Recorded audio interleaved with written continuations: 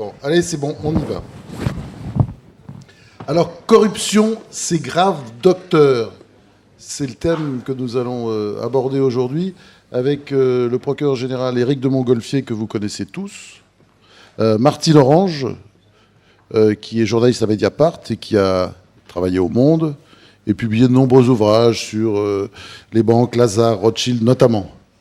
Madame Catherine Pierce, qui est vice-présidente de Transparence Internationale, France, qui donc étudie la corruption de près en France.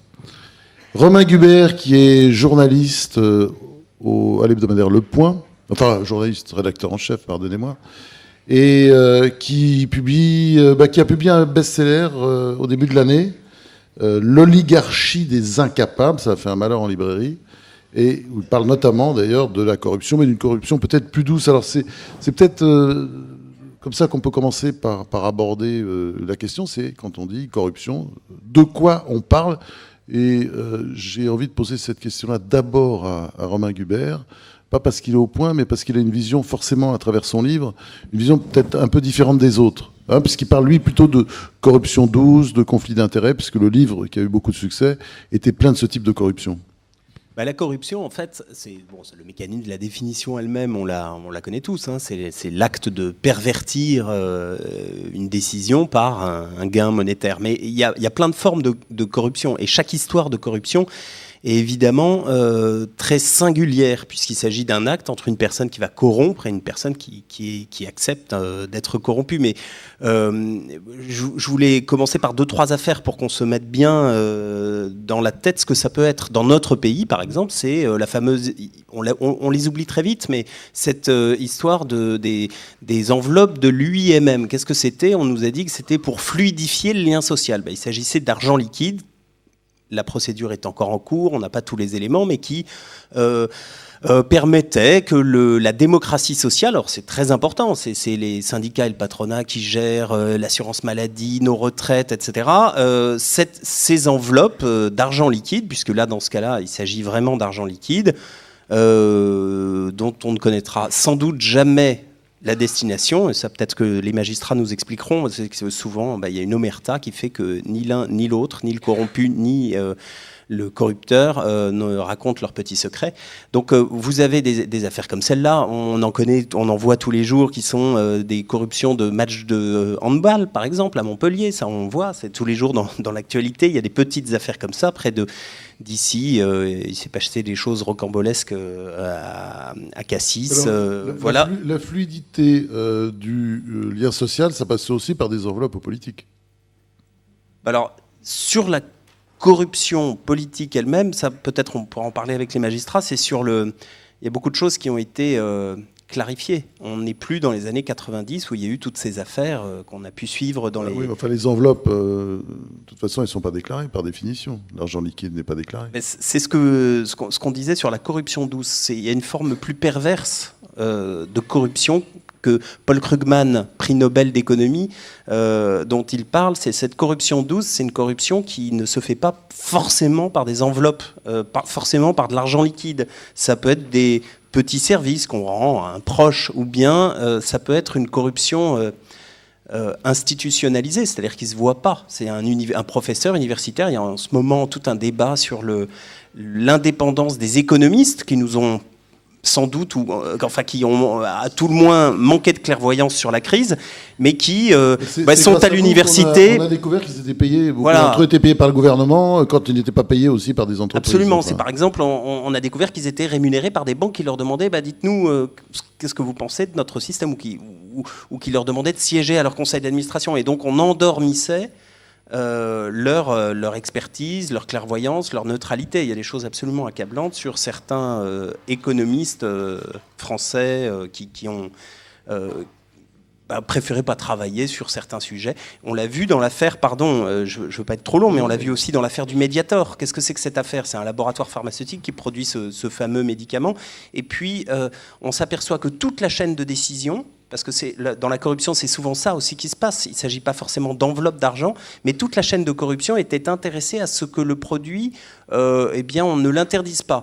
Pourquoi ? Parce qu'on s'aperçoit que un ministre de la Santé dont on peut parler, mais enfin, je ne vais pas l'accuser nommément, mais qui était très, très lié au laboratoire Servier. Sa compagne travaillait pour le laboratoire Servier. Et puis les autorités administratives, on s'aperçoit que eh bien, elles n'étaient pas non plus totalement indépendantes et n'ont pas pu dire mais pourquoi vous avez interdit le Mediator au Canada, pourquoi le Mediator est interdit dans d'autres pays et pourquoi en France, eh bien, voilà, il a suffi de cette femme, Irène Frachon, qui a milité pendant une quinzaine d'années pour dire attention, attention, pour que le couvercle soit soulevé et qu'on s'aperçoive que des parlementaires étaient très proches des laboratoires Servier. Et donc c'est une forme de corruption où il y avait probablement, ou peut-être pas, j'en sais rien, d'enveloppes qui circulaient, mais il y avait une chaîne de gens qui étaient intéressés à ce que finalement le laboratoire Servier continue à faire ses belles affaires sur ce médicament. Romain Gubert vient de nous parler donc, de la corruption douce,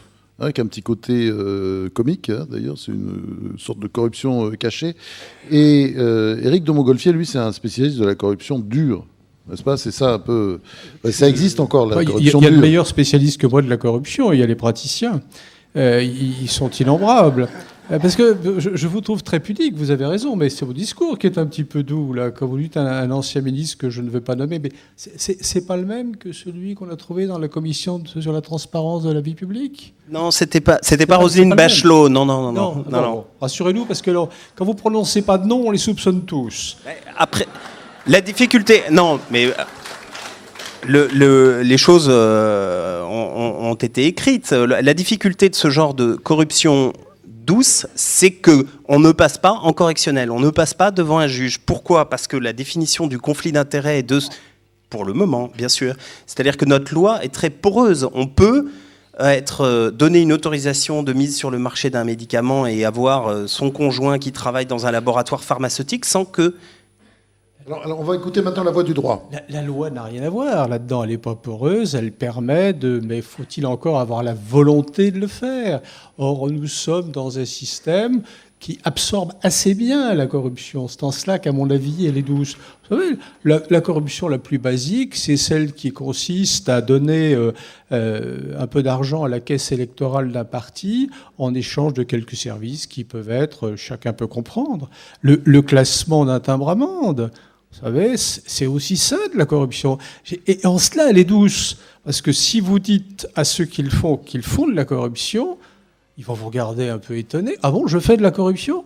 Et oui, il y a beaucoup de corruption de cette nature, des petites corruptions. On ne va pas se focaliser sur les très grosses. Moi, je crois que ce qui est gênant dans la corruption, c'est qu'elle est insidieuse, précisément. Puis j'ajoute que bien fort aujourd'hui est celui qui dira quel est l'état de la corruption dans notre pays.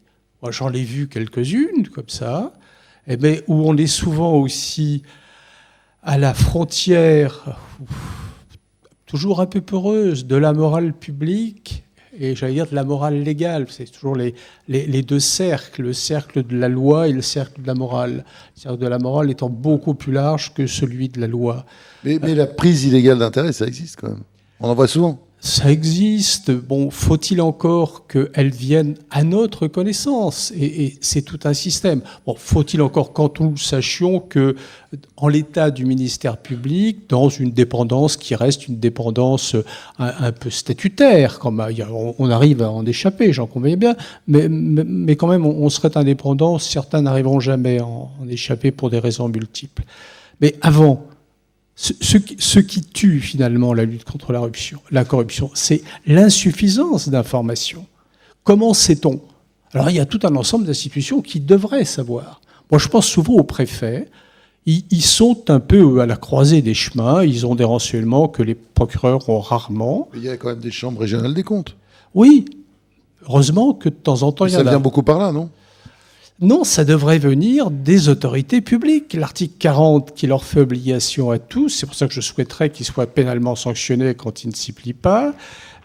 Cet article 40 s'impose aux élus, s'impose aux fonctionnaires d'État, mais il y a tout un système. Au sein des administrations, on dit aux fonctionnaires qui pourraient dénoncer au procureur de la République, vous allez passer par la hiérarchie. Personne n'a jamais dit ça. Ni la jurisprudence, ni aucun texte. Simplement, le système écrase l'information dont pourraient bénéficier les magistrats pour exercer des poursuites et faire juger les corrompus. Maintenant, il faudrait aussi qu'on change la loi qui dit que dans la corruption, il y a le corrupteur et le corrompu. Et on n'a aucune chance d'avoir le témoignage du corrompu s'il est également poursuivi. Il ne va pas venir nous dire « Monsieur, j'ai été corrompu », parce qu'aussitôt, on va s'abattre sur lui sans être bien sûr de pouvoir s'abattre sur le corrupteur. Il faudrait peut-être qu'on réfléchisse à cette question-là. C'est peut-être pas très moral, mais légalement, ce serait plus productif. Alors, si j'ai bien compris ce que disaient Romain Gubert et Éric de Montgolfier, la corruption, c'est compliqué à définir. Elle est principalement douce. Vous êtes d'accord, Martine Orange ? Il y a des cas de corruption dure. Bon, on les connaît tous. C'est les contrats d'armement, par exemple. C'est les grands contrats de marché public qui donnent lieu souvent à des sanctions quand on les prend, qui donnent parfois des sanctions très lourdes.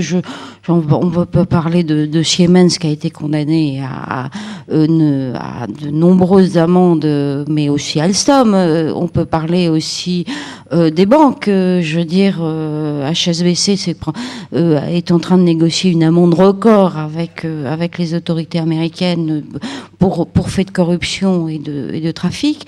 Donc la corruption lourde telle qu'on l'a définie, elle existe toujours, mais il y a aussi ce qui est plus grave, c'est que à côté de maintenant, il y a une tolérance vis-à-vis de pratiques de corruption plus ou moins douces qui fait que c'est en train de se répandre de façon beaucoup plus importante qu'on ne le pense.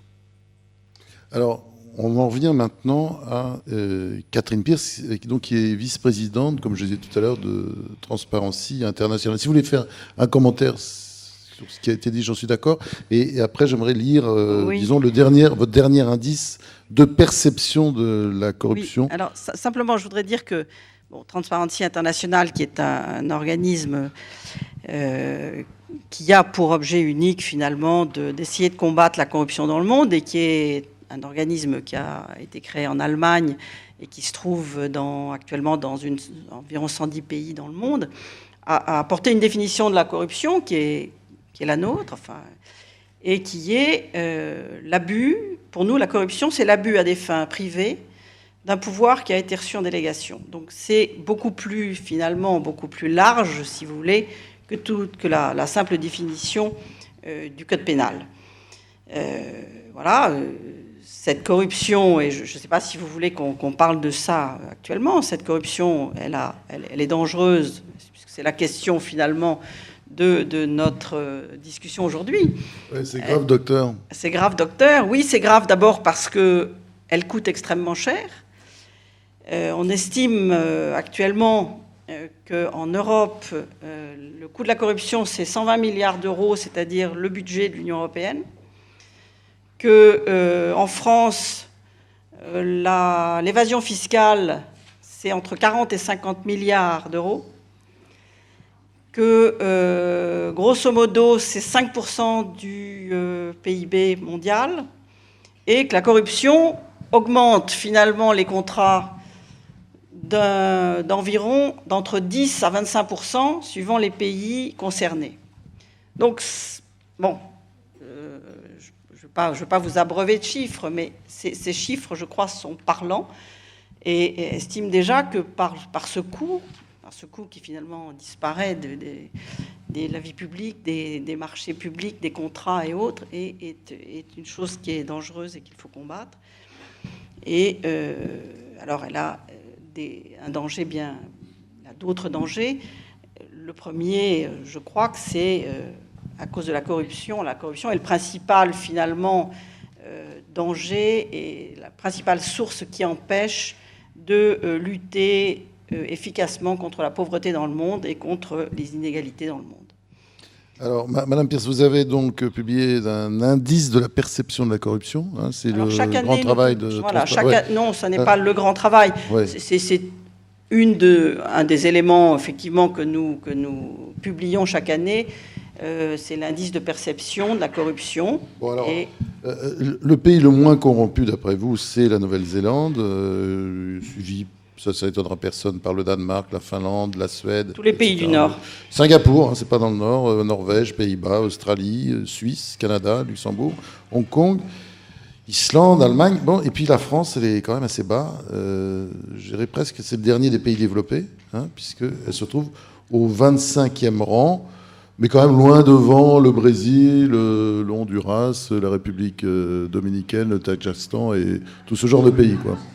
Oui, Bon, on n'est pas très haut placé. Pourquoi vous nous placez si bas? Pourquoi nous placez si bas? Oui, parce que je remarque qu'on est derrière l'Irlande, derrière la Belgique, assez loin d'ailleurs, très loin derrière le Royaume-Uni, très très loin derrière l'Allemagne, mais enfin ça on commence à avoir l'habitude. Très loin derrière le Canada, enfin, vous voyez. On est avant l'Italie, je crois. Ah.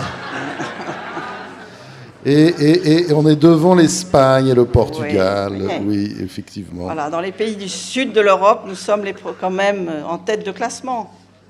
Oui, oui. Alors comment vous expliquez ça? Ah, mais l'explication, là en l'occurrence, je ne l'explique pas, je le constate. Nous le constatons, si vous voulez, c'est à... Alors, avant peut-être alors de répondre à cette question précisément, peut-être qu'on pourrait demander aux uns et aux autres s'ils sont d'accord avec la méthode. Vous, par exemple, Éric de Montgolfier, qu'est-ce que vous pensez de cette méthode? Je vais être désagréable sans doute avec votre voisine. Non, mais on est bien d'accord pour dire que notre méthode est effectivement assez subjective. C'est un indice de perception.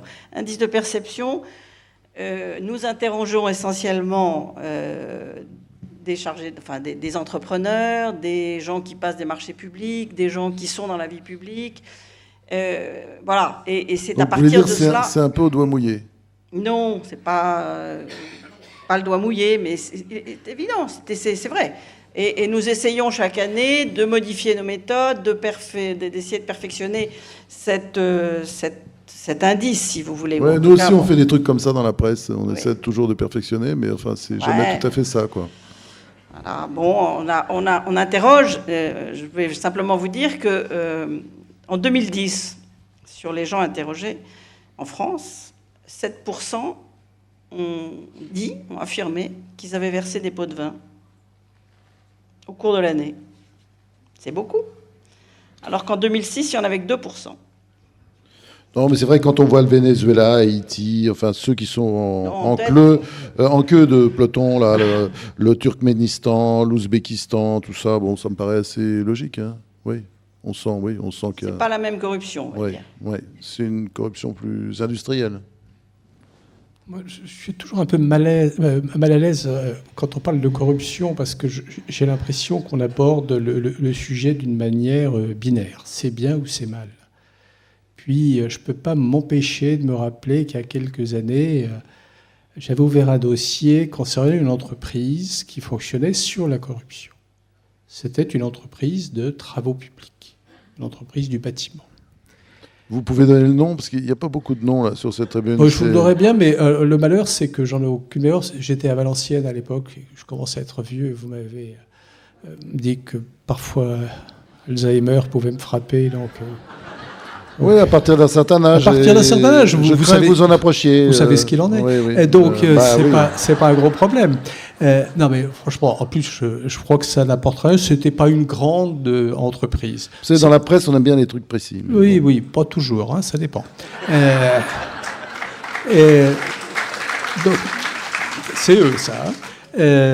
Non, mais donc cette entreprise... Ah oui, pour se faire applaudir, on tape sur la presse. Je vais le faire tout à l'heure aussi. C'est vous qui l'avez cherché, là. C'était une entreprise qui fonctionnait autour des travaux publics, bâtiments, voulais-je dire. On s'est rendu compte qu'il y avait beaucoup de corruption pour acheter des marchés. Et on a écarté par voie de contrôle judiciaire, autant qu'il m'en souvienne, le dirigeant de l'entreprise, et on a fait nommer un administrateur. Et on lui dit, à partir de maintenant, c'est fini. Plus de corruption. 6 mois après, l'entreprise a fait faillite. Vous ne pouvez pas vous empêcher de réfléchir à ça. Moi, c'est très gentil de faire des listes qui sont fondées sur quand même de l'à peu près, parce que ce qu'on sait de la corruption, c'est pas grand-chose.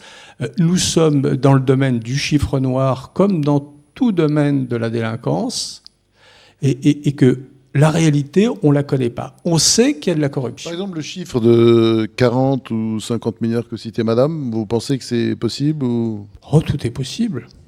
Mais je ne sais pas si c'est vrai. Et ce qui m'intéresse comme magistrat, c'est pas le possible, c'est le vrai. Parce qu'on nous lance toujours des trucs. Bon, moi, j'ai souvenir d'un maire là qui, pour arriver à un cocktail à l'Élysée, avait pris un avion pour 125 000 €, quelque chose comme ça. Vous pouvez donner son nom? Oui, je crois que c'était Christian Estrosi. Et Il était ministre. Hein. Il était ministre. Des Dom-Tom, Voilà, hein, c'est donc un peu un cas différent quand même. on a déposé une Ministre plainte entre Dom-Tom, mes hein. mains. Je dis, attendez, comment voulez-vous que je qualifie ça? Alors, c'est de la corruption. Je dis, non, C'est pas de la corruption. Hein. ça dépend plutôt de la Chambre régionale des Bien comptes, sûr, c'est pas la corruption. à laquelle j'ai renvoyé les choses, pour dire, attendez, là, il y a un problème, mais moi, je ne veux pas le traiter sur le plan pénal, sauf à faire du juge l'arbitre de toutes les élégances, y compris les élégances publiques. Donc, et si vous demandez aux gens, ils vous diront, c'est de la corruption.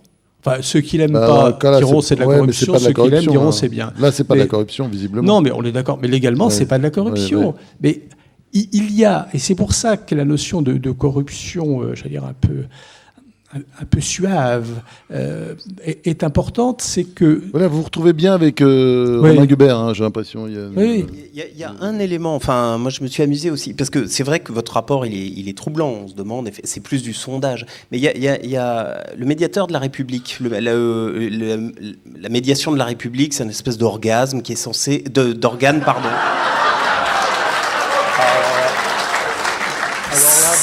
Oui, mais un lapsus, quand vous connaîtrez sa vie privée, je suis prêt à vous en parler après. Vous aurez compris que ce lapsus est très freudien. Donc, le médiateur de la République, qui est donc une institution... Je suis un peu déstabilisé, mais bon. qui est une institution chargée de démêler les rapports conflictuels entre les administrés et les administrations. Jean-Paul Delevoye, qui le présidait il y a encore quelques mois, quelques années, avait tenté de faire une innovation. Il avait, jusque-là, pour saisir le médiateur de la République, il y avait un processus très compliqué qu'il fallait passer en général par un parlementaire. Et il décide de recruter des gens qui vont ouvrir le courrier que les gens ont envie d'écrire au médiateur de la République. Et dedans, dans le dépouillement de ces feuilles, il s'aperçoit que les cas de corruption étaient en progression. Alors, les cas de progression, ce qui était intéressant, c'est de voir que ça dépendait des administrations. C'est-à-dire que dans l'éducation nationale, ils recevaient très peu de choses. En revanche, dans la police, dès qu'il s'agissait d'administrations qui ont un pouvoir, exactement, eh bien, la suspicion, parce que lui renvoyait quand effectivement la personne documentait son aspect, mais ça pouvait être aussi de la pure dénonciation ou des gens qui se sentaient victimes d'une décision arbitraire et qui soupçonnaient le fonctionnaire de police ou etc. d'être victime. Mais ce qui était intéressant, c'est l'évolution, c'est-à-dire que ça correspond aussi, et ça c'est sur la perception aussi, c'est-à-dire que beaucoup de gens, c'était son analyse, ont de moins en moins confiance dans les administrations, dans les autorités administratives, et que ça génère aussi cette suspicion. Donc il y a cette part aussi très difficile, la fraude fiscale, comment les types du fisc peuvent évaluer qu'il s'agit de 20 milliards ou de 30 milliards, etc. C'est impossible à savoir. En revanche, de savoir que quand on fait des ponctions sur des déclarations d'impôts, comme l'administration fiscale le fait, elle prend... je sais pas, dans la salle on est 300, il y a 20% des déclarations qui, sur une période de 10 ans, seront étudiées à la loupe, même si vous n'êtes pas un patrimoine avec un patrimoine important ou des revenus importants. Il y a des prélèvements comme ça qui sont faits. Et comment, à partir de simples sondages, on peut évaluer ça, c'est effectivement la difficulté sur ce que disait Éric de Montgolfier, sur des choses qui, a priori, ne sont pas documentées. Mais Madame Pierce, vous sembliez protester tout à l'heure. Vous sembliez dire, au contraire, on peut quand même évaluer un peu les choses. Oui, moi, Parce que là, c'est vrai que là, je comprends plus grand-chose, parce que la corruption, c'était à un moment de ce débat 40, 50 milliards. Non, là, que ça descend à 20, 30. Vous voyez ce que je veux dire? Je sais pas. C'est lui qui dit 20. Moi, je sais pas. Hein. Nous. La fraude fiscale, c'est... Là, je vous parle de l'évasion fiscale telle que elle ressort effectivement des chiffres qui sont évalués par l'administration fiscale elle-même. Ceci étant, si vous voulez, moi je vous rejoins et je dis simplement que la corruption, effectivement, c'est beaucoup plus vaste que le simple code pénal et que le danger, c'est qu'effectivement, je crois que les Français ont l'impression de plus en plus que, notamment, les partis politiques, le Parlement, la police, éventuellement la presse et la justice sont dans un certain état de corruption et qu'ils n'ont plus aucune confiance dans les institutions de leur pays. Et je crois que c'est là le plus grand danger et que c'est cela qu'il faut combattre, si vous voulez. Et pour revenir je rebondis un petit peu sur l'exemple que donnait monsieur le procureur général, dans lequel, effectivement, on a demandé à une entreprise d'arrêter la corruption et elle a déposé le bilan. Moi, j'ai eu à juger, puisque j'ai été magistrat, que j'ai présidé pendant 10 ans une chambre pénale financière. J'ai quand même vu des entrepreneurs se retrouver devant le tribunal correctionnel parce qu'ils avaient cédé au chantage de certains partis politiques qui leur disaient... justement, c'était des entreprises des travaux publics, à un moment où on était dans une grande crise immobilière. Et le chantage consistait à dire vous souhaitez ce marché, nous tenons cette municipalité, donc voilà, vous nous employez 3-4 personnes fictivement, où 10% du marché vient au parti. Et ces gens-là... De gauche, de droite. D'accord, mais est-ce qu'on peut avoir... Les deux. Parce qu'il n'y a jamais de nom. Non, j'ai eu le parti... Jamais de nom dans ce débat. J'ai eu affaire au Parti socialiste avec l'affaire Urbac-Graco, et j'ai eu aussi à juger les emplois fictifs du RPR. Bon. Donc, si vous voulez, ces entrepreneurs, ils auraient bien aimé se passer de la corruption. Et la corruption, ça leur enlevait, à peu près 10-20% des marges qu'ils pouvaient faire sur leur marché. Ça leur garantissait simplement le marché. Bon. Et bien, s'il n'y avait pas eu celui qui demandait, il se serait beaucoup mieux porté. Donc, voilà, je dirais alors là, tiens, c'est comme c'était un bon spécialiste de ce genre d'exercice. Qui est-ce qui corrompt le plus? Est-ce que c'est le politicien qui demande de l'argent, ou est-ce que c'est le chef d'entreprise qui, pour avoir le marché, disons, fait ses propositions aux politiciens, à l'élu local? Je n'avais pas pensé qu'ils en étaient réduits à ce stade de compétition, mais j'ai pas de statistiques après avoir dit ce que je pensais de celle des autres. Je vais pas me lancer dans l'aventure. Bon, j'ai vu un peu de tout, hein, puis savoir si le corrompu est préférable au corrupteur. C'est vrai qu'il y a aussi des gens qui corrompent sur sollicitation. Vous pouvez pas, voilà, c'est toujours cette espèce de système un peu binaire où on dit il y a les vilains, il y a les bons. Le bon, c'est en clair, c'est celui qui est corrompu, et il ne le serait pas s'il n'y avait pas un corrupteur. Enfin, il y a des démarches de gens qui demandent à se faire corrompre. Ils veulent être corrompus. Alors, évidemment, s'ils offrent quelque chose d'intéressant, c'est pas très difficile de convaincre quelqu'un de vous corrompre. Bon, j'ai passé un jour une soirée privée avec un chef d'entreprise qui me racontait sa garde à vue. Bon, c'était poignant, hein, j'en conviens bien. Après, il a commencé à me raconter pourquoi il était en garde à vue. Bon, et puis, ça, on avance un petit peu dans la conversation, mais j'ai bien compris qu'il était corrupteur. Mais sans que personne l'ait vraiment sollicité. Parce que lui, il voulait. Il pensait qu'il fallait. Voilà, il y a aussi ça dans la corruption. Il y a l'idée qu'on se fait de l'autre. Alors, il y a des petits exemples qui peuvent être pathétiques, comme celui que citait Madame Pierre, c'est-à-dire le chef d'entreprise un peu acculé dans une période de crise immobilière, vous disiez, qui commence un peu à agiter ses billets pour nourrir son entreprise, quoi. Hein, ça existe. Oui, non, mais c'est ça. La corruption, ça a plusieurs formes en réalité. Ça serait trop beau que ce soit simple. Et alors pour nous, c'est un peu compliqué. Et parfois, il y a aussi des aspects moraux, même, allez-je dire, ou des aspects économiques. Vous savez, les dossiers d'entente, quand je suis arrivé au ministère en 77, on n'arrivait pas à les faire sortir. Et il a fallu beaucoup de temps. Et c'est pas avec la gauche qu'on est arrivé à les faire sortir. Non, je crois qu'ils ne sont jamais sortis, d'ailleurs, en fait. Qu'est-ce que je raconte? On n'a jamais pu. On n'a jamais pu. Parce qu'à chaque fois, on nous faisait le chantage économique. Vous comprenez? Si vous luttez... Enfin, ces dossiers d'entente, je suis désolé, je ne veux pas parler au nom de l'édition française, mais vous savez très bien qu'ils arrivent par Bruxelles et qu'il y a des opérations Maus comme ça qui sont déclenchées, comme il y en a eu, parce que soi-disant les éditeurs français se seraient légués contre ce pauvre Amazon, parce que c'est une entreprise qui a évidemment beaucoup de mal. Non, mais c'était des ententes d'une autre nature et sur des matériaux, voilà, c'était vraiment des ententes. Enfin, c'était des ententes. Voilà, et moi oui, mais c'était pas des ententes très sérieuses, enfin, par rapport à. Des grosses ententes, bien sûr que oui, c'était des grosses ententes. La concurrence a quand même eu à en connaître, et les amendes d'ailleurs que... Il n'existait pas à l'époque. Il faut se souvenir du cas, par exemple, de Bouygues et de son logiciel Grappo, qui était justement une organisation par logiciel, par tableur, de l'ensemble des systèmes de partage des chantiers, notamment de la SNCF. Et à l'époque, c'était l'époque où on construisait toutes les lignes TGV du nord, du sud-ouest, etc. Enfin, de l'ouest plus exactement, etc. Il y en avait pour des milliards quand même. Il y en avait pour des milliards.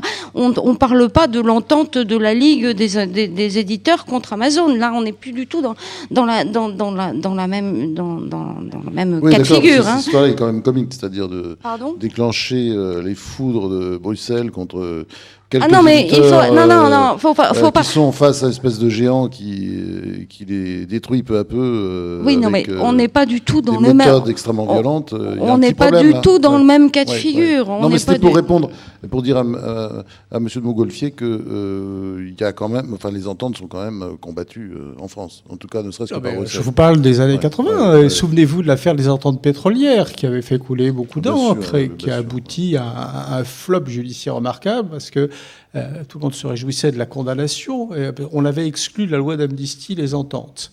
La loi d'amnistie de 81. Le malheur, c'est que on avait pris tellement de temps pour les juger que ça répondait à la loi d'amnistie précédente. Donc ça a été amnistié. C'est vous dire si on peut être efficace. Romain ? Dans les ententes, il y a ce que vous disiez tout à l'heure, c'est-à-dire que maintenant, celui qui a participé à une entente mais qui veut aller raconter le mécanisme peut avoir des aménagements de peine, voire être exonéré de toute poursuite. Et ça a fait considérablement avancer, entre guillemets, puisque le pacte, le processus. Et aujourd'hui, c'est vrai que l'autorité de la concurrence est assez vigilante. D'abord parce qu'il y a Bruxelles aussi, il peut regarder. Et donc, elle est tout à fait performant.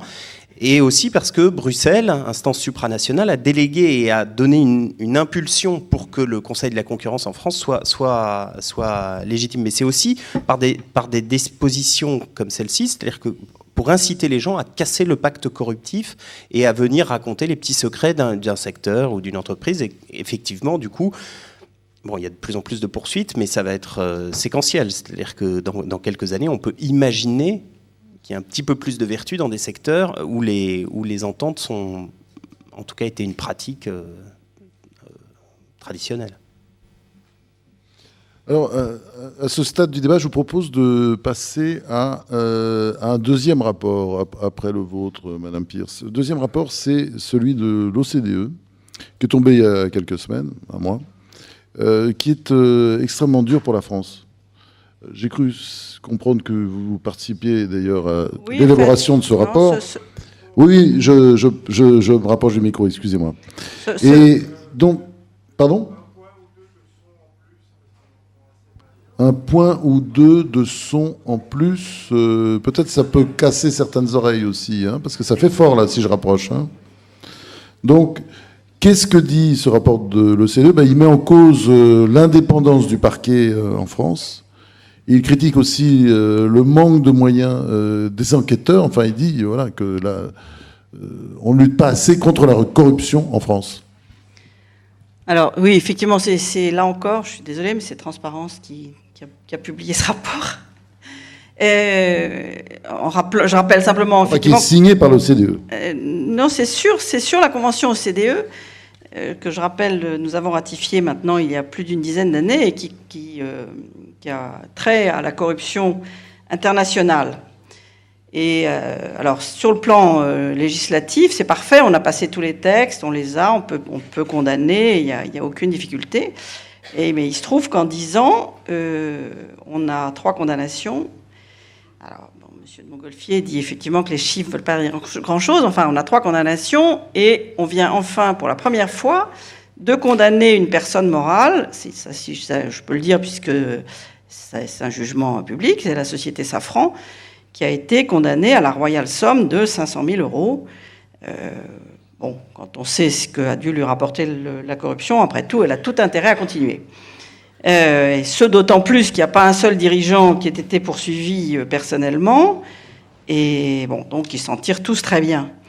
Et simplement, dans le même temps, si vous voulez, dans le même temps de ratification de cette convention, on a les États-Unis qui ont prononcé une centaine de condamnations, l'Allemagne, même l'Italie, qui en ont prononcé 80 ou 60 chacun.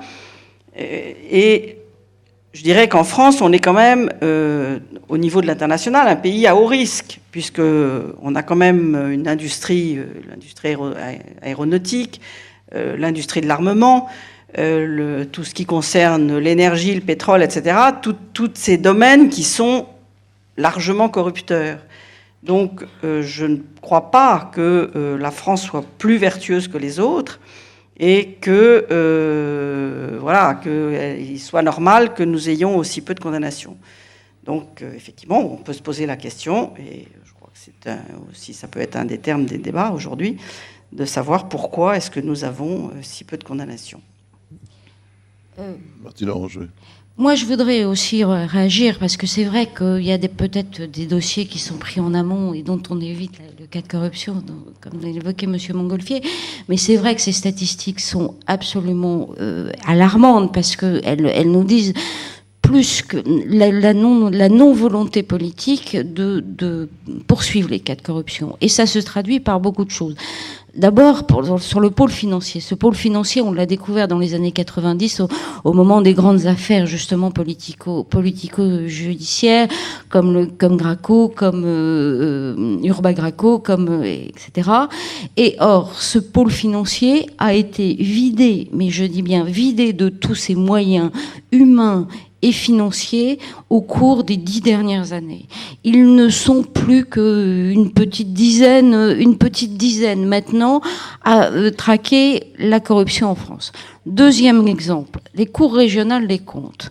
Cours régionales des comptes, c'est des choses très importantes qui peuvent être très très efficaces parce qu'elles sont très très en prise avec le terrain, elles ont des moyens d'investigation, etc.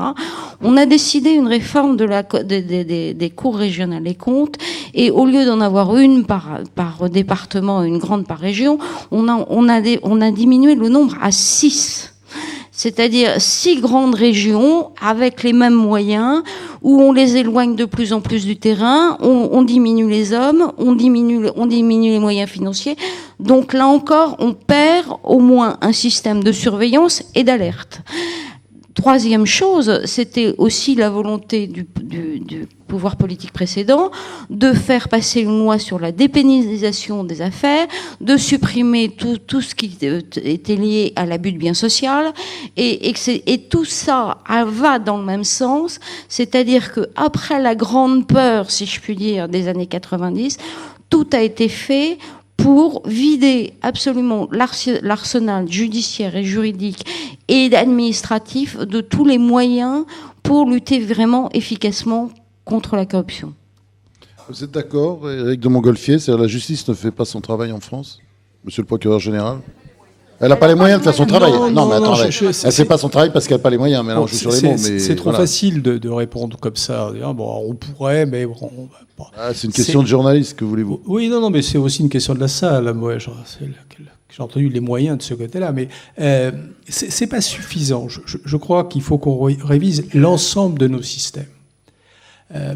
Bon, vous disiez qu'il n'y avait pas de volonté, sinon une volonté contraire du politique, de lutter pas forcément contre la corruption, mais contre la délinquance économique et financière. Ça, c'est vrai qu'aujourd'hui, en l'état des effectifs globaux, police, gendarmerie, etc., et peut-être magistrats, cette volonté de lutter contre la délinquance économique et financière n'apparaît pas. On peut le dire comme ça. Ça, c'est clair. Il y a eu cette réduction. Après, on a songé à modifier la législation pénale. Moi, je suis assez d'accord pour la réduire, cette législation pénale, parce que je me plains de ce qu'elle soit tentaculaire. Cette floraison pénale devient imbécile, honnêtement. Et puis, quand on en met partout, finalement, on ne poursuit plus rien. Mais après, il faudra bien qu'on en parle. D'accord. Il n'y a pas de véritable envie de lutter contre la corruption. On peut le dire comme ça. En tout cas, elle n'apparaît pas. Mais la question, c'est est-ce que c'est grave ? Ben non, c'est pas grave. C'est pas grave. Regardez, on a fait condamner pour corruption quelques élus. Ils ont été rendus inéligibles et la période d'inéligibilité terminée, ils sont revenus. Non mais attendez, vous riez, mais c'est vous qui les avez élus.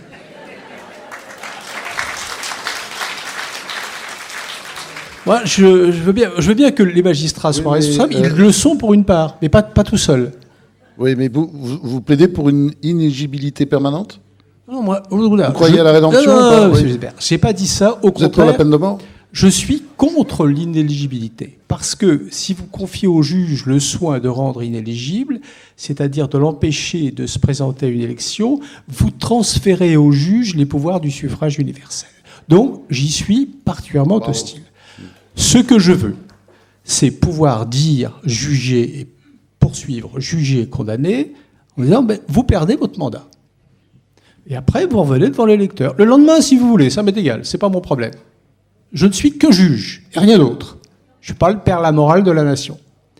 Mais si, derrière, le peuple français décide d'élire à nouveau, et les exemples ne manquent pas quand même, tous ces gens-là. Moi, il y a quelque temps, dans un débat, comme ça, quelqu'un me dit, mais monsieur le procureur, expliquez-nous pourquoi les gens que vous faites condamner, ils sont à nouveau réélus. C'est précisément la question que j'allais vous poser. Qui, vous avez des noms ?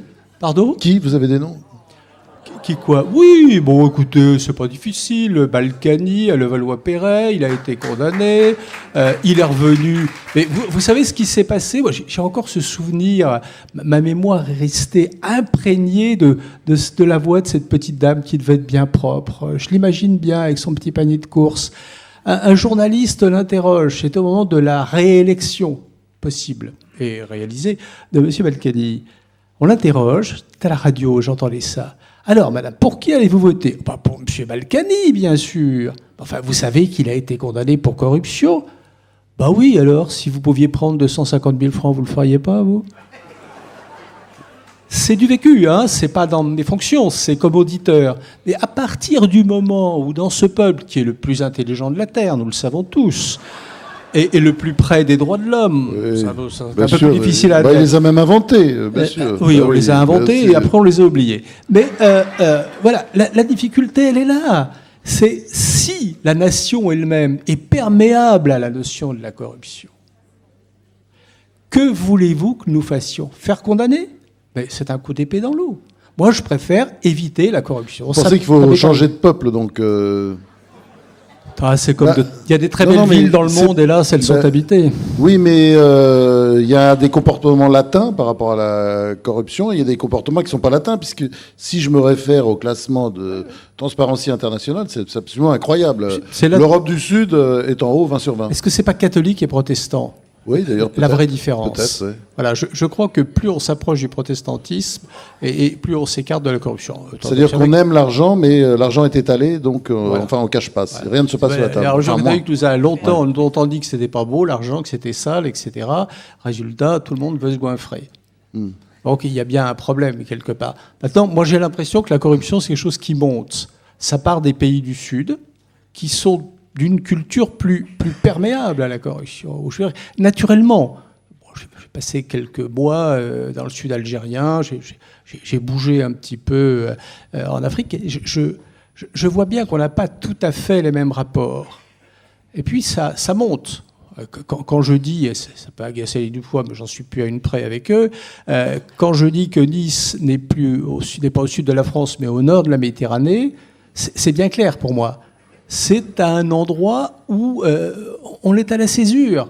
Et puis, c'est une belle ville. Qui vous a dit le contraire ? Bien géré. Bon, ça, oui, sûrement. Comme Cannes. Sûrement. Oui. Il y a de bons côtés, sans doute. Ouais. Ouais. Bon, mais c'est pas le problème. Le problème n'est pas de qui fait quoi, le problème est de savoir pourquoi la corruption gagne. Et moi, j'ai l'impression qu'elle remonte doucement. Voilà. Par contagion, par corruption. Parce que la corruption, c'est d'abord ça. C'est un état d'une société qui progressivement gagne toute la société. Et jusqu'à la nation elle-même, qui finalement n'y voit pas malice. Si vous pouviez prendre 250 000 francs, est-ce que vous ne les prendriez pas ? Attendez, il y a quelque temps, j'étais... Mais il y a quelque chose aussi, excusez-moi, là, Oui, parce que ça ira dans des cas, d'ailleurs, vous avez forcément étudié, mais chose de frappant, enfin, comme observateur, puis comme, oui, j'ai longtemps parcouru la France pour faire des articles sur ces gens-là, mais il y a quelque chose comme, qui caractérise toujours les maires les plus corrompus, les élus les plus corrompus, sont souvent aussi d'incroyables bâtisseurs, d'ailleurs, c'est lié, parce que maintenant, ils prennent l'argent en même temps, et les élus à l'arrivée sont quand même contents. Un maire qui bâtit beaucoup, c'est un maire un peu suspect. En définitive, parce qu'on sait que les marchés publics sont aussi des sources d'alimentation de la corruption. Sans parler des grandes surfaces. Non, mais cela veut dire, on peut bâtir, oui. On peut bâtir, surface, non, mais attendez, ne globalisons pas. Ouais. On peut bâtir proprement, j'allais dire. Tous nos monuments ne sont pas des coffres-forts déguisés. C'est pas comme ça qu'il faut les voir.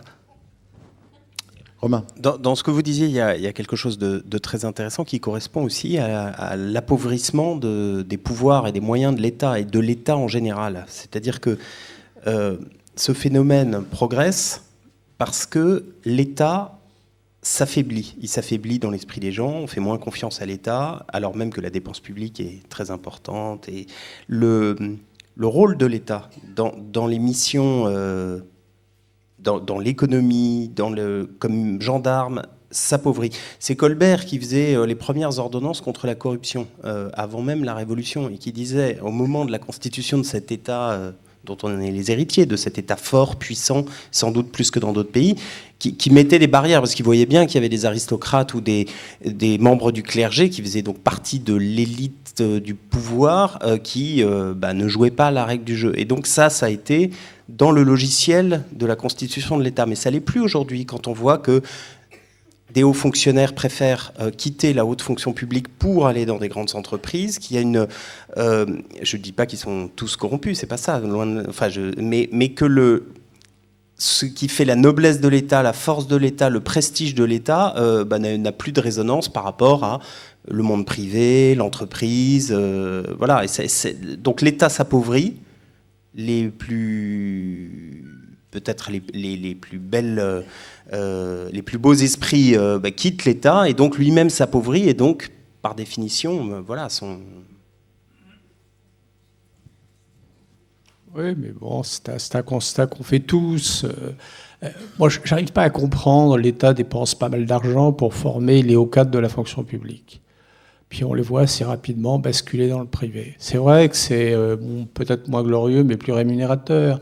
Bon, il y a aussi l'attrait de l'argent. Est-ce qu'on peut leur en vouloir ?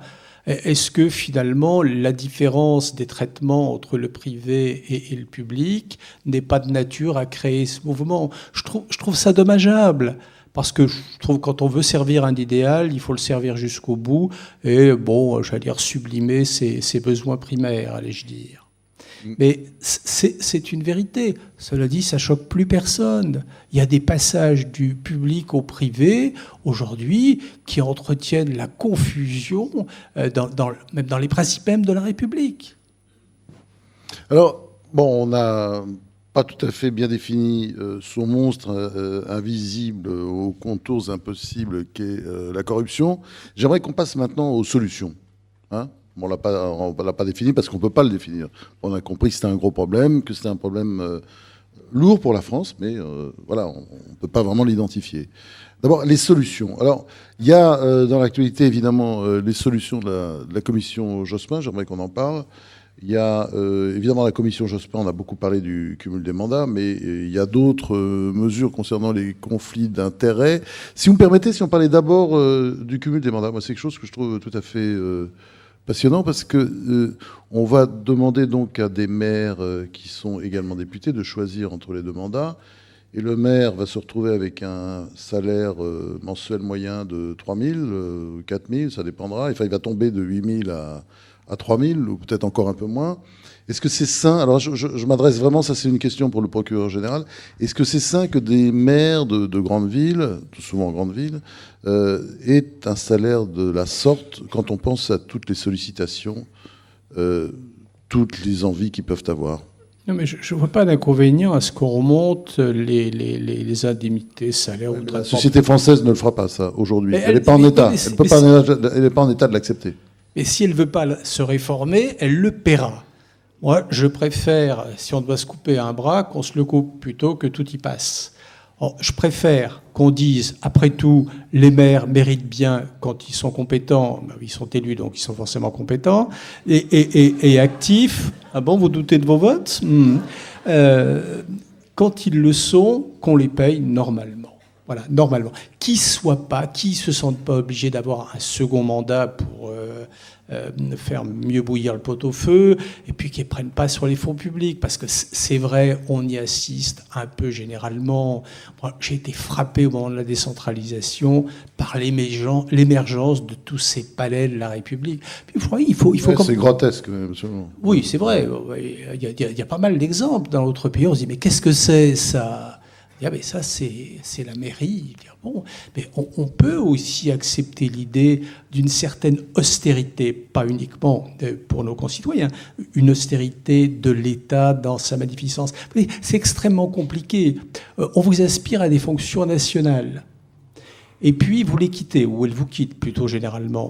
Mais vous avez pris les habitudes. On vous tient la portière, on vous tient les portes, vous vivez dans un certain luxe, parce que la République offre un certain luxe à ses représentants. Puis après, pouf, vous retombez dans votre ville. Et là, c'est compliqué à gérer. C'est purement psychologique.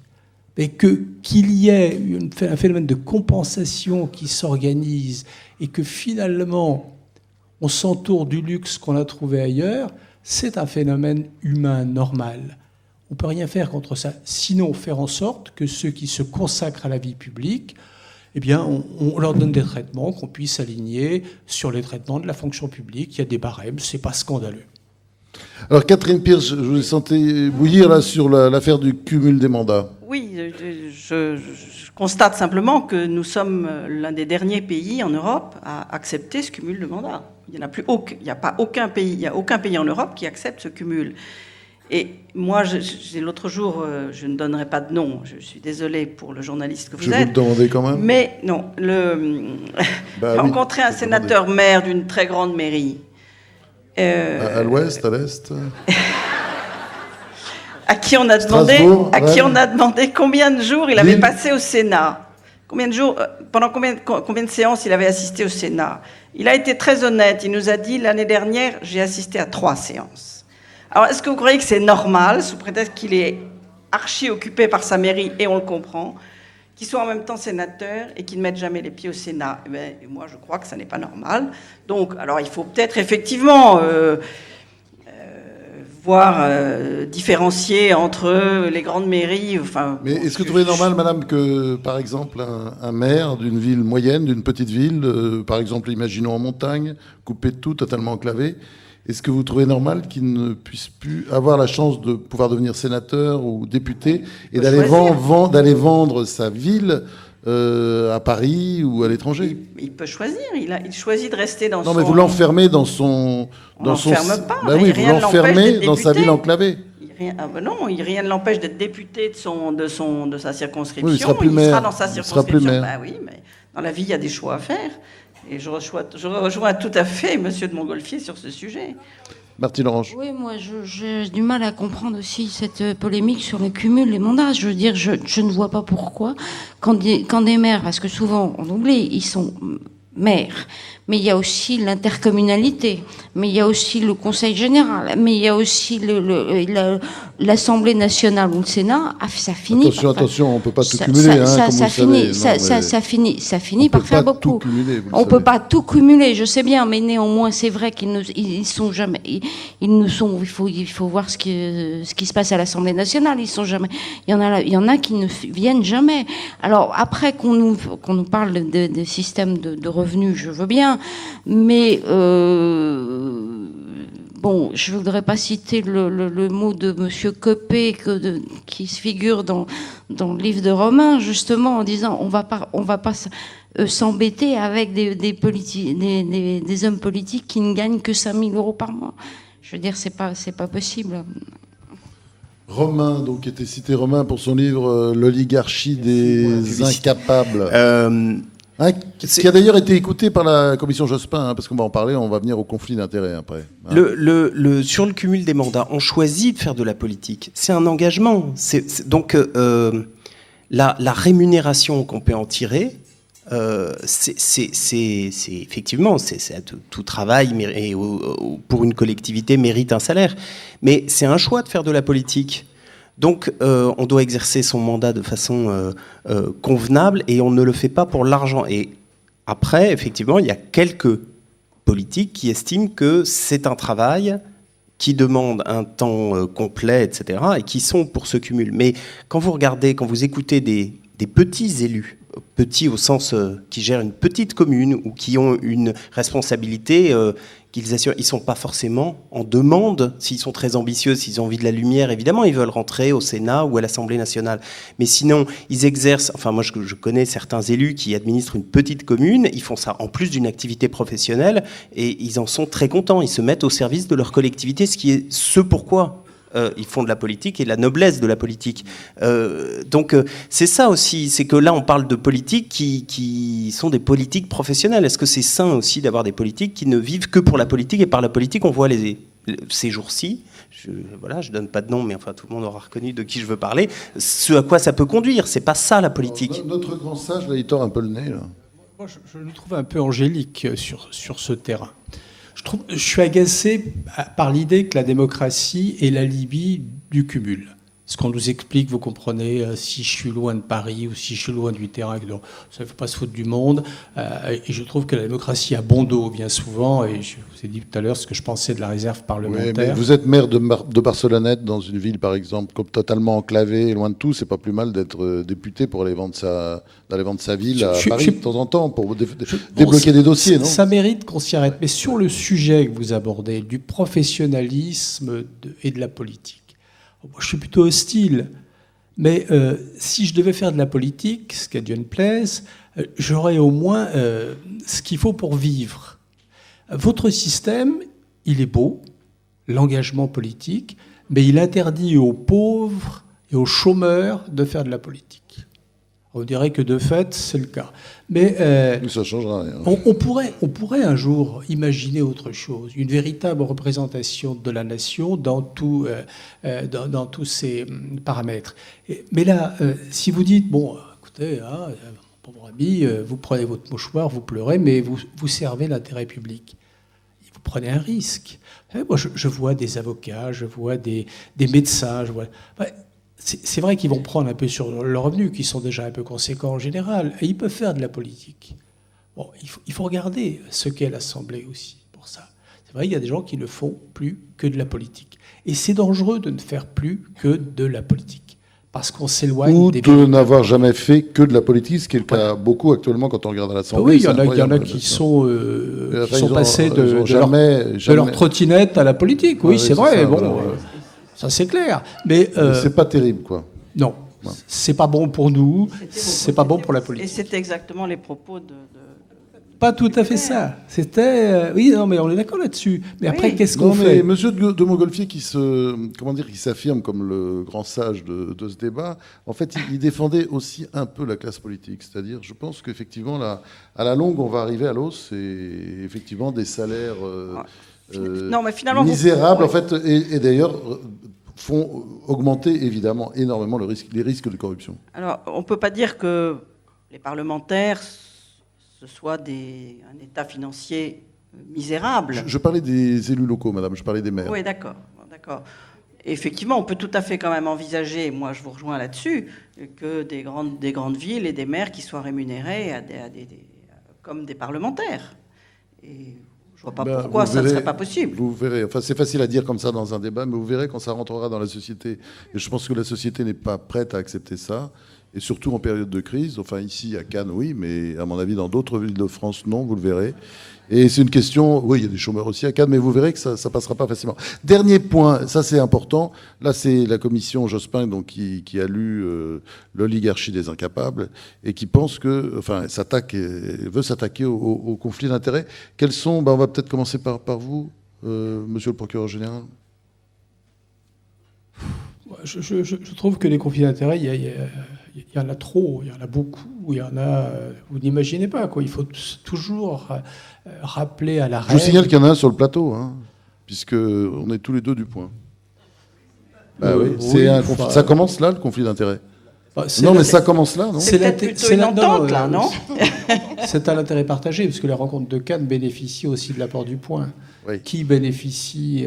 voilà, non, c'est pas exactement ça. Moi, ce qui me trouble, c'est des fonctionnaires de l'État, notamment, qui entretiennent des relations privilégiées avec des sociétés privées, des banques, et puis tout d'un coup, on les retrouve dans la banque ou dans la société privée. On se dit, bah, quand même, qu'est-ce qui se passe? Souci, là. Alors j'ai eu à travailler un jour sur... mais c'était au moment où la gauche voulait empêcher quelqu'un, justement, au bénéfice du conflit d'intérêts, qui avait été au secrétariat général du gouvernement, de prendre la tête... Monsieur Pérol. Je ne sais plus qui c'était, mais enfin, je retiens, vous savez, beaucoup moins les noms que les faits. Bah... Et je le dis sincèrement, parce que bon...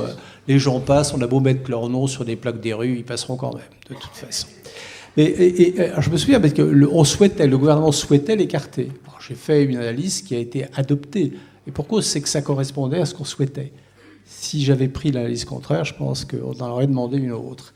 Mais la vérité, elle était là. On ne peut pas permettre, parce que c'est un risque de corruption, parce que c'est un risque pour la démocratie, on ne peut pas permettre à des gens qui ont entretenu des rapports étroits quand ils étaient dans le public avec des entreprises privées de passer de l'un à l'autre. Ça n'existe qu'en France, ça. Enfin, dans les grands pays développés, non ? C'est pour ça que les listes, moi, je les déteste, parce qu'on regarde ceux qui sont moins bons. Et on dit, regardez, il y en a qui sont moins bons. Attendez, je m'en fous qu'ils soient moins bons. Moi, mon pays, je ne veux pas que ce soit... que des bons ministres. J'ai envie qu'il soit le meilleur. Martine Orange. D'abord, pour relever, ça n'existe pas qu'en France, malheureusement. Et, bon, le cas le plus symptomatique, symbolique, je veux dire, c'est Goldman Sachs qui fournit depuis plus de 15 ans tous les secrétaires d'État au Trésor américain. Et bien évidemment, en total le don de leur personne pour le gouvernement américain. Donc, comme on l'avait au moment de la crise. Pas le dernier. Oui, non, oui. Et donc, malheureusement, ça n'existe pas qu'en France. Mais c'est vrai que là, on a institué un système de pantouflage de la haute fonction publique, notamment, avec du fait et qui passe au bout de quelques années dans le système privé sans qu'il y ait... Normalement, il y a une commission de déontologie, mais vous avez bien vu la comédie qu'on a eue avec justement l'affaire Pérol, où ils s'étaient pas réunis, où ils n'ont pas osé dire, où ils n'ont pas osé faire. Et regardez même, parce que l'affaire Pérol a eu son dernier développement cette semaine, pas plus tard que cette semaine, alors que la Cour d'appel a déjà dit je vais juger cette affaire, et donc il y a un rapport extrêmement sévère sur l'attitude de Monsieur Pérol, qui est passé du secrétariat général de l'Élysée à la BPCE, donc Banque Populaire Caisse d'Épargne, et avec une banque qui avait profité quand même d'un apport de fonds de 5 milliards de l'État, qu'il avait lui-même géré avant. C'était aussi une partie du problème. Le conseil d'administration de la BPCE a décidé de renouveler par avance Monsieur Pérol pour qu'il puisse, pour que on ne puisse pas remettre en cause son mandat de président, même s'il est mis en examen dans cette affaire. Donc c'est là aussi ce que M. Montgolfier désigne, c'est l'extrême tolérance que l'on a vis-à-vis de ces faits. Je veux dire, le conseil d'administration de la BPCE aurait dû dire, eh bien non, on attend la décision de justice et il est hors de question de préempter une décision de justice pour le permettre de couper à une mise en examen. Pardonnez-moi, mais je crois que parfois c'est la réglementation elle-même qui instaure ces conflits d'intérêts. Quand on permet aux parlementaires, au motif qu'ils ont participé à l'élaboration de la loi, ce qui n'est pas forcément significatif, allais-je dire, de devenir avocat, c'est un vrai problème. Être du côté de la loi... Non, pas avocat, je suis désolé. Non, avocat d'affaires. Avocat d'affaires. Oh, oui. Vous êtes dur pour les avocats d'affaires. Mais bon, c'est une sous-spécialité. Non, ils sont avocats. Moi, Non, c'est pas une sous-spécialité. Non, justement, c'est une spécialité... Attendez, qu'est-ce qu'ils vendent? Oui, c'est gratifiant, mais... gratifiant, on est bien d'accord. Mais qu'est-ce qu'ils vendent sinon leur carnet d'adresse et leur possibilité de lobbyiste? Mais c'est un scandale quand une république comme la nôtre accepte ça. Pardon. Romain, vas-y. Le drame, c'est qu'il y a des outils qui existent, des outils institutionnels comme la commission de déontologie, par exemple. Elle existe, elle reçoit tous les fonctionnaires, soit des dossiers, soit physiquement, des fonctionnaires qui veulent passer dans le privé. Et donc, on regarde un petit peu ce qu'ils ont fait, les éventuels... Cette commission, donc elle existe, il y a des magistrats et elle est composée de façon paritaire, il y a un représentant d'un grand corps de l'État, etc., etc. Bon, ils regardent le dossier où ils reçoivent la personne. Ils n'ont aucun... Alors, ils donnent des recommandations, souvent, pour les plus hauts fonctionnaires, en disant, très bien, vous pouvez aller chez France Télécom ou à la BPCE ou je ne sais où. En revanche, vous vous abstenez d'intervenir sur tel et tel dossier. Vous avez été directeur de cabinet de ministre ou bien directeur de telle branche de l'administration, et donc vous allez prendre des décisions qui, forcément, vous avez contribué à... Donc, vous faussez le jeu. Nous vous demandons donc de ne pas aller dans cette entreprise privée, mais écartez-vous de tel et tel aspect. Ça, c'est vu pour Stéphane Richard, par exemple, quand il est allé diriger Orange. Il avait été le directeur de cabinet de Christine Lagarde et il avait pris un certain nombre de dispositions qui faisaient qu'il avait une interdiction d'exercer son mandat. La commission de déontologie, elle existe. Derrière, elle n'a pas le droit d'aller regarder la carrière des gens. C'est-à-dire qu'elle donne un avis et elle n'a pas de suivi. Et donc, ce qu'elle fait, c'est qu'en fait, elle fonctionne à l'aveugle. Elle étudie le CV d'une personne qui veut passer dans le privé, qui forcément va dire, bien sûr, j'ai le cas d'un avocat qui était à l'AMF, donc l'autorité des marchés financiers. Le nom ? Non, peu importe. Non, mais là, pour le coup, ça n'a aucune importance parce que le type était très... C'est lui-même qui me racontait cette histoire, donc maintenant ça m'embarrasse de raconter mais de quelqu'un qui était à l'AMF, qui va passer dans un grand cabinet d'avocats et qui se trouve être une des parties prenantes dans un dossier que lui-même à l'AMF avait dû gérer. Il avait dit oui à la commission de déontologie qu'il ne regarderait pas ce dossier. Le problème, c'est que son employeur lui demande de regarder. Évidemment, il est probablement le meilleur à regarder ce dossier.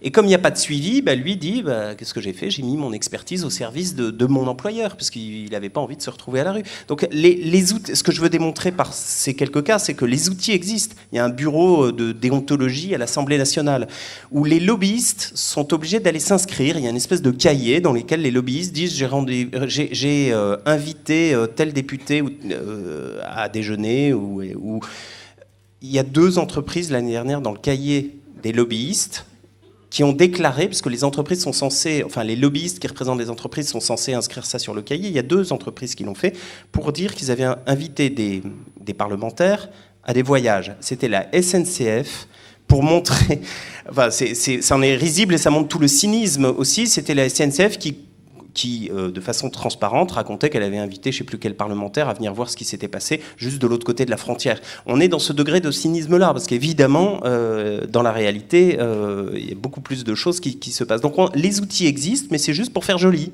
Ou bien on ne donne pas le pouvoir suffisant à la commission de déontologie pour suivre ses recommandations. Donc c'est ça qui est aberrant et qu'on pourrait améliorer si on parle des solutions. Catherine Pierce. Les outils existent, mais ils n'existent pas jusqu'au bout, puisque justement ce que vous dites, c'est que toutes ces commissions, elles n'ont aucun pouvoir coercitif.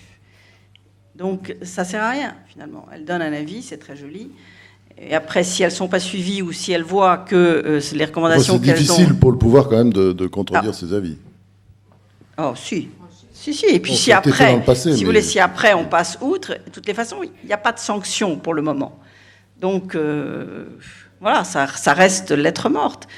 Le procureur général n'est pas d'accord. Non, si, je suis d'accord, mais ce qui me fascine dans notre propos, c'est tout ce qu'il implique de désabusement à l'égard de ce que nous sommes devenus. Déjà la déontologie. Bon, je veux dire, c'est naturel, c'est spontané, on est honnête, quoi. Est-ce qu'il y a besoin qu'il soit écrit dans le code, tu voleras pas pour ne pas voler? Celui qui vole, il sait bien. Bon, il faut le punir, donc code de déontologie. Alors ça me rappelle un banquier de ma connaissance qui me disait, tu sais, on a fait un code de déontologie. C'est une banque d'affaires. Je dis d'affaires parce que j'ai vu que vous aimiez bien. Et je lui dis, mais qu'est-ce que tu as mis dans ton code?